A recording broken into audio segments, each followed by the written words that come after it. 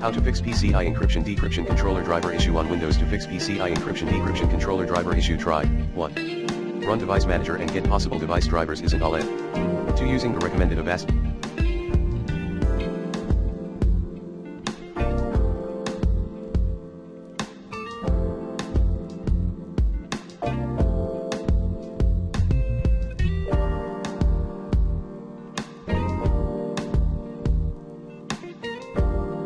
driver updater in this video guide.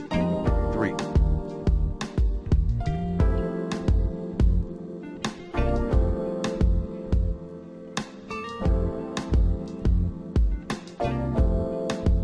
Download and install the driver from the manufacturer.